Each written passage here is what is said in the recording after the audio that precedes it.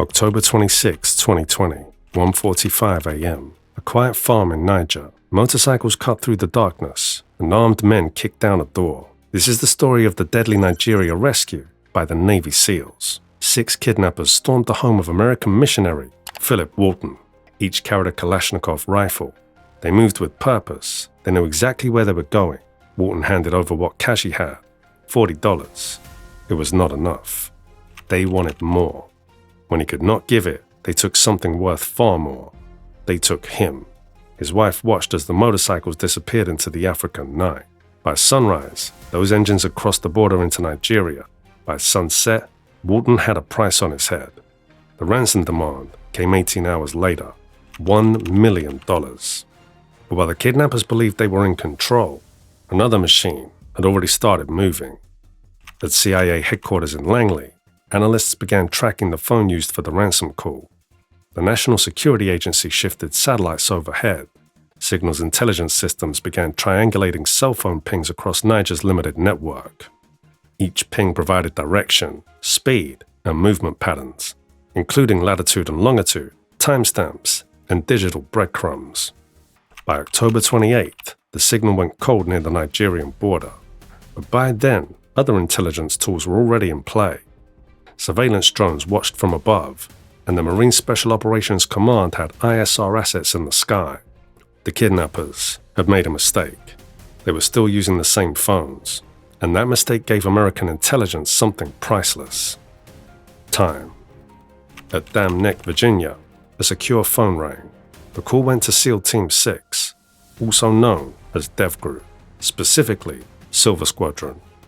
The message was clear: a possible hostage rescue in West Africa, insanely time-sensitive. Operators immediately began checking their gear. For them, this was not unexpected. This was what they trained for. Philip Walton had been in captivity for 68 hours. Intelligence suggested he did not have much longer before he could be moved, used as propaganda, or worse. Every hour, the risk increased.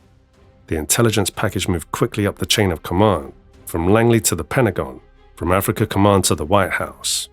By dawn on October 29th, satellite images and phone intercepts were placed before President Donald Trump in the Situation Room.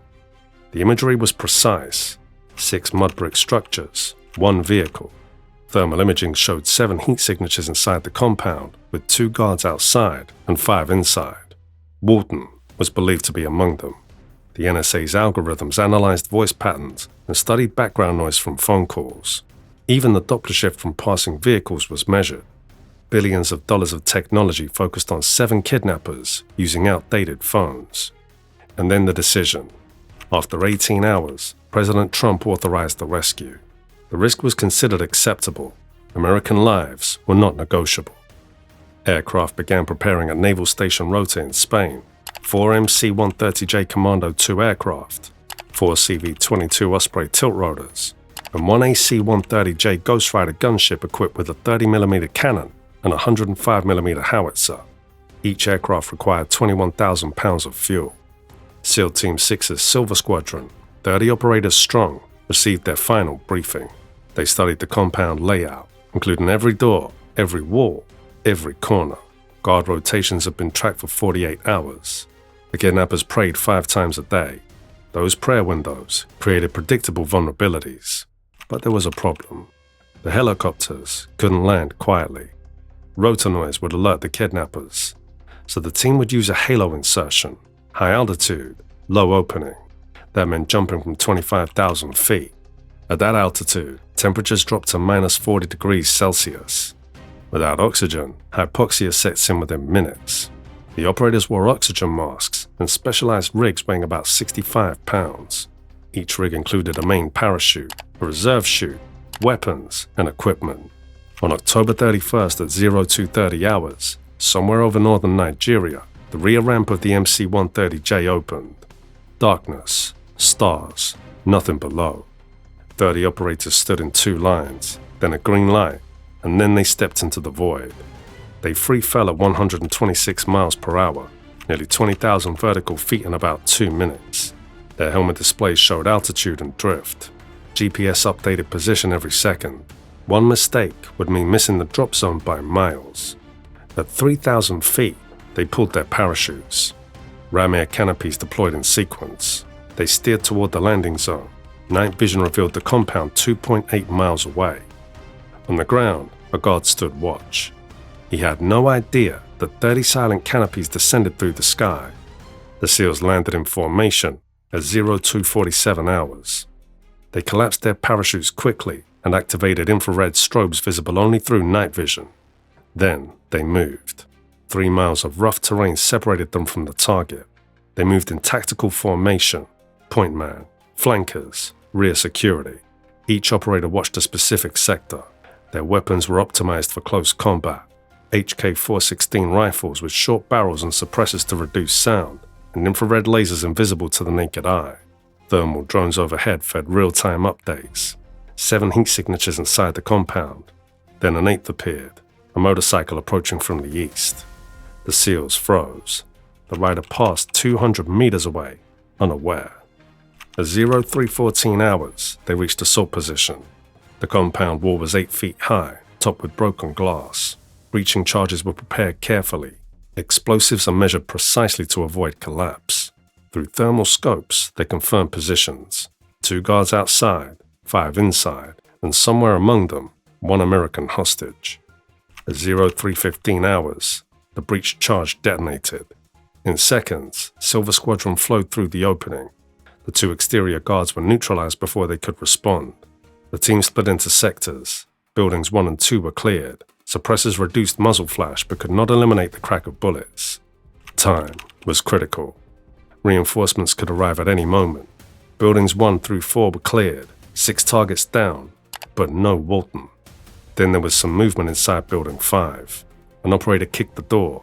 Inside, a man huddled in the corner, bearded, terrified, hands raised. "American, American," he said. "Philip Walton. We're here to take you home," an operator told him.